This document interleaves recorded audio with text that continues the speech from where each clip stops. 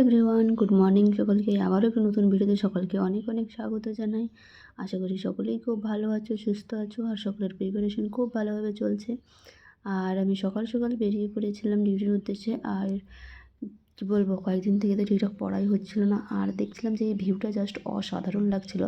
আর এটা যদিও একটু রৌদ্র রৌদ্র ভাব হতো তাহলে আর একটু বেশি ভালো হতো, কারণ সেদিন একটু মেঘলা ওয়েদার ছিল। তো তার জন্য অতটাও ভালো লাগছিল না, কিন্তু বেশ ভালোই লাগছিল আমার। তারপরে বলি, এই যে টাকা, কি বলবো, এই টাকার জন্য মানুষের এত কিছু। অনেকেই বলে যে টাকা দিয়ে কিছুই হয় না, কিন্তু সত্যি কথা বলতে না, যে টাকা না থাকলে না মানে কিছুই হয় না।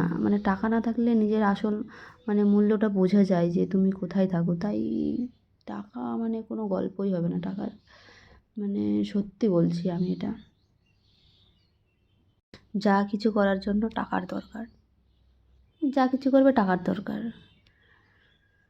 তারপরে হচ্ছে এই আমাদের পরীক্ষা নিয়েছিল, এইটা হচ্ছে আমাদের 10 তারিখে পরীক্ষা নিয়েছিল। আর 10 তারিখে 25-এর মধ্যে আমি 15 পেয়েছিলাম। তো যাই হোক, আর এটা ফিজিক্যাল সায়েন্স, ওটা লাইফ সায়েন্স ছিল, ওটা ফিজিক্যাল সায়েন্সে 14 পেয়েছিলাম, 14 পয়েন্ট কত পেয়েছিলাম। আর যেটা 12 তারিখে পরীক্ষা নিয়েছিল, সেই পরীক্ষাতেও খুব একটা বেশি নাম্বার পাইনি। ফিজিক্যাল সায়েন্সে 12.50 পেয়েছিলাম, এরকমভাবে 50। তো যাই হোক, আমারও খুব একটা বেশি নাম্বার আসছে না, অনেক কম নাম্বার আসছে। আর আমি লিখে রাখছিলাম যে পরীক্ষাটা কবে নিয়েছে, না হলে ভুলে যাব জানি। তো তাই লিখে রাখছি আর কি। সত্যি বলতে আমার অনেক কম নাম্বার আসছে, আর এইরকমই যদি নাম্বার আসতে থাকে তাহলে চান্সের সম্ভাবনা খুব কম। তো তার জন্য আমাকে আর এবারে থেকে আরও বেশি বেশি করে প্র্যাকটিস করতে হবে, বেশি বেশি করে রিভিশন দিতে হবে।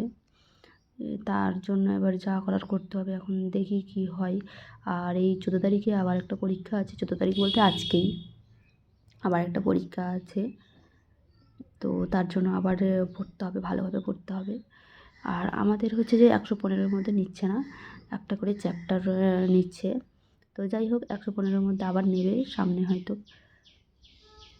একটা করে চ্যাপ্টারই যখন এরকম হচ্ছে, তাহলে পুরোটা যখন নেয় তখন তাহলে কেমন পেতে পারি তা তো নিজেই বুঝতে পারছি। নিজের আমি নিজের স্থানটা নিজেই বুঝতে পারছি যে আমার পজিশন কোথায় আছে।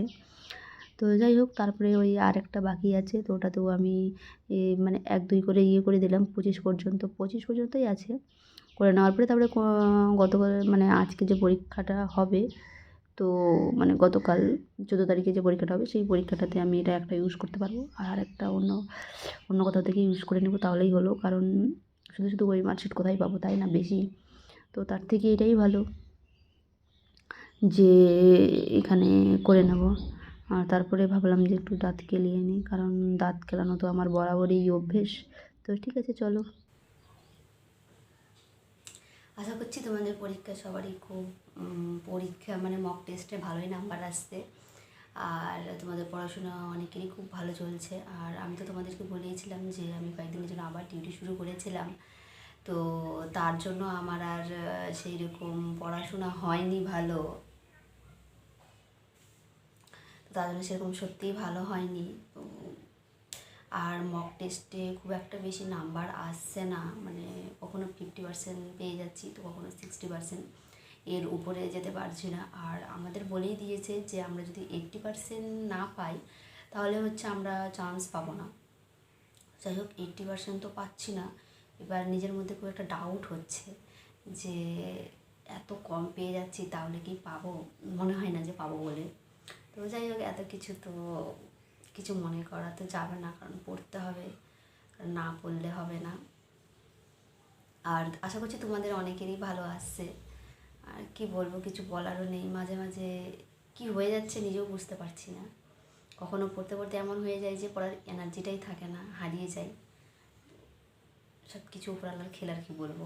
এখন মনকে মানিয়ে নিয়ে পড়তে হবে, কারণ হাতে আর তো কয়েকটা দিন আছে। আজকে হচ্ছে অলরেডি 14 তারিখ হয়ে গেল, কালকে 15 তারিখ, আর হাতে 1 মাস টাইম আছে, বেশি দিন নেই।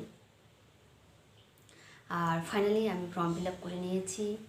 তো তোমরা কে ফর্ম ফিল আপ করোনি, এখন খুব তাড়াতাড়ি করে নাও, কারণ আজকে আর কালকে এই 2 দিনই টাইম আছে। আর এই 2 দিনের মধ্যেই তোমাদেরকে ফর্ম ফিল আপটা করে নিতে হবে। আমি এই গতকাল করে নিয়েছি ফর্ম ফিল আপ। এবার যাই হোক, আমি প্রথমের দিকে করিনি, কারণ মিডিলেই করতে চেয়েছিলাম। তো যাই হোক মিডিলেও হলো না, শেষের দিকেই প্রায় হয়ে গেল, কোনো অসুবিধা নেই, ঠিক আছে। তো এবার ফর্ম ফিল আপ শেষ, এখন পড়াশোনার পালা। আর ঠিক কালী পূজার আগের দিন সবারই কার কেমন পরীক্ষা হয়েছে সেদিনই জানতে পারবো। এবার তার থেকেও আসল কথা হচ্ছে যেদিন আমাদের রেজাল্ট দেবে সেই দিনই ভালোভাবে জানতে পারবো কে কত পেয়েছে না পেয়েছে। তো ঠিক আছে, চলো আর কি বলবো, কিছু বলারই নেই, সবাই খুব ভালোভাবে পড়ো, আর কি বলবো এটাই বলার আছে।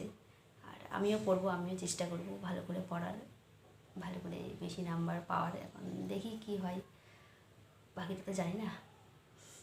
তো ঠিক আছে, চলো তাহলে। আর কি বলবো, আজ আরেকটা কথা, এই যে এই সকালে আমাদের সবেমাত্র ক্লাস ছিল, সবেমাত্র বলতে সকাল থেকে ক্লাস ছিল। এবার আমার ঘুম ভেঙে যায় পাঁচটার পরে, 5:10-15 এরকম কিছু একটা সামথিং হবে। ঘুম ভেঙে গেছে, উঠেছি, ওঠার পরে আবার চোখ টলমলো করছে, আবার ঘুমিয়ে পড়েছি।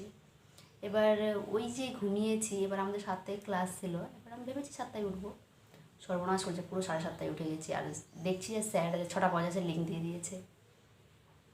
এবার আমি যদি 7:30 দিকে জয়েন করি, হয়তো ক্লাস শেষ হয়ে যাবে, নয়তো বোকা খাবো। আর কী বলবো, তার জন্য আর ক্লাসেও জয়েন করা হলো না। মানে মাঝে মাঝে কী বলবো, কী যে হয়ে, মানে কিছু বলার থাকে না।